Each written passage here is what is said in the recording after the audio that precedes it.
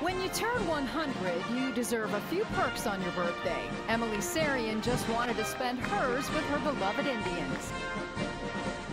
My name is Lori Stevick Rust, and I just turned 50 years old, and my grandmother just turned 100 years old.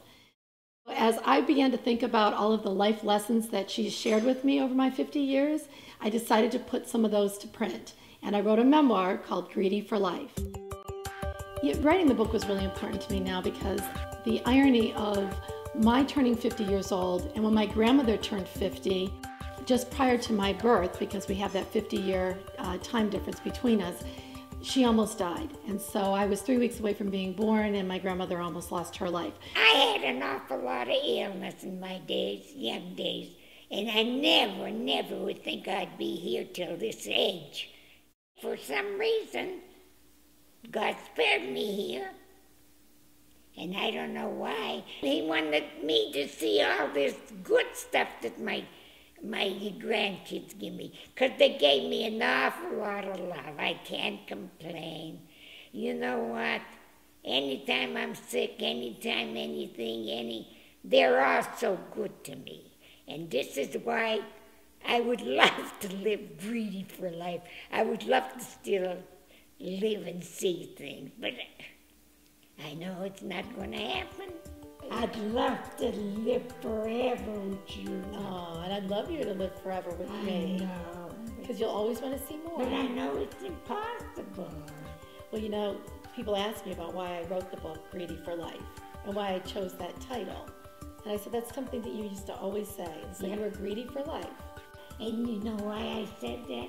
Because I wanted to see all my grandkids graduate, marry, have children. She, again, is truly greedy for life. She never settles. She never lays down and says, okay, enough's enough. I've lived my life. I'm done. Instead, it's always looking at something else, wondering about when the great-great-grandchildren and what their milestones are, and eager to see those milestones. I think I actually applied a lot of my grandmother's lessons about being greedy for life. Never settling, always trying to achieve something different. She gave us great lessons about giving to other people and really taught us about being caregivers.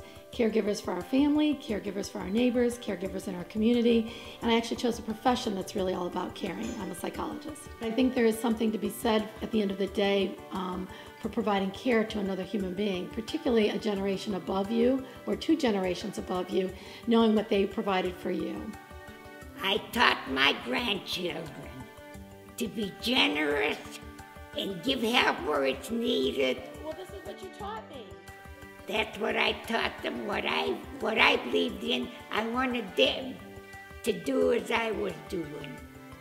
So, and I think they are. They are great, like I'm telling you. I have the best grandkids in this world.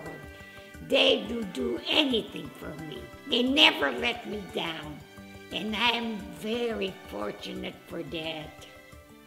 One of the biggest things that my grandmother always used to tell us is to remain grateful, to hang on to those moments that we're standing in, because it could be our last moment or it could be our most treasured moment. Because when life becomes difficult or we have hardships and sorrows, which we know will come, that we need to be able to pull from those resources that we have of the things that we were very, very grateful for. That helps us to find our purpose here on earth. I'm, of course, most grateful for my family. Remember family first. Amen. Because it's my family that gives me the inspiration. They make all of my accomplishments feel worthwhile and all of my sorrows or disappointments insignificant. So I really am truly most grateful for my family. I think for me that the answer to what I will be greedy for in the next 50 years has shifted a little bit. Last year when I almost lost my husband to a pulmonary embolus, it was that moment for us as a family to really take pause. That everything that we have is fragile and vulnerable, and that we really need to be appreciative of everything and every moment. So I think for me, I'll remain greedy for those moments, and I'll remain hopeful for the things that will come, but most of all, I'll remain grateful for what I already have.